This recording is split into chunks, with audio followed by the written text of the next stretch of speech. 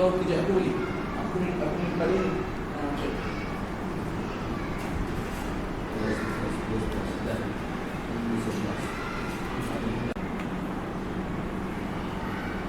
Baby, Dip, gerak.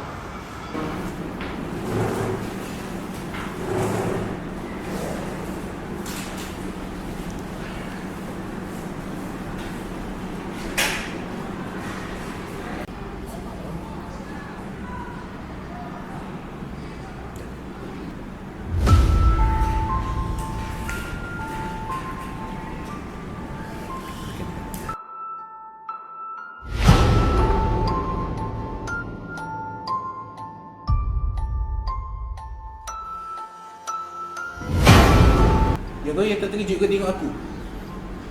Yelah kan, buat apa kau yang terkejut tengok aku? Sebab kau adalah aku dan aku adalah kau. Lepas tu, kenapa kau ada dekat sini? Kan aku dah beritahu kau tadi, aku adalah kau dan aku adalah hasil Ramadan kau. Salah aku untuk aku tengok diri aku sendiri.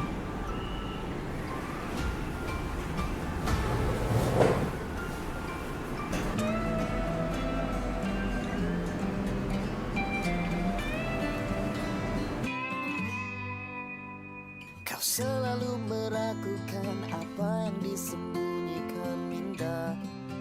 Oh selalu kau selalu bertanyakan apa benar ku rasakan cinta. Oh selalu rasakan, tetapi ku hanya takut dan membisu keluh. Aku cinta padamu, walau tiada lagi hijau bumi masih terabadi.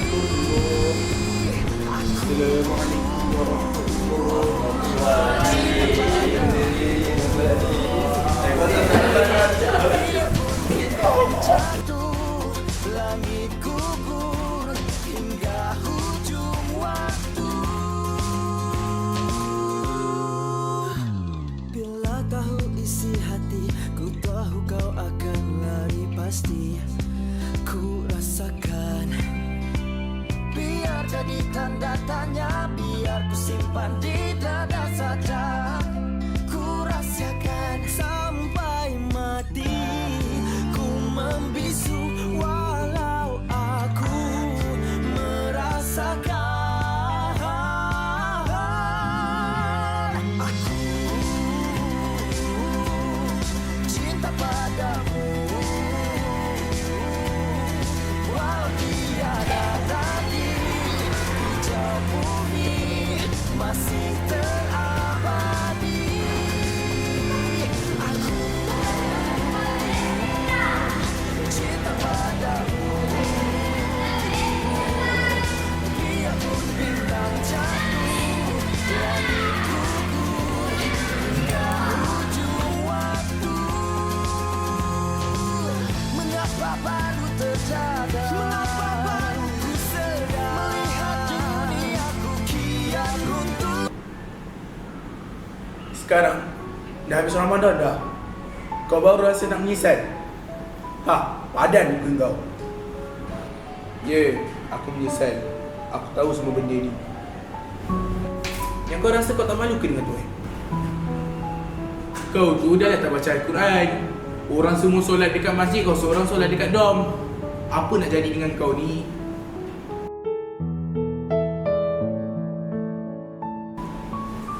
Sebenarnya penyesalan kau tu bukan satu masalah pun. Maksud kau? Ya, bukan satu masalah pun. Weh, cuba kau cari. Daripada Abdullah ibnu Mas'ud, Rasulullah SAW bersabda, penyesalan adalah taubat. Hadis riwayat Ahmad dan Ibnu Majah. Si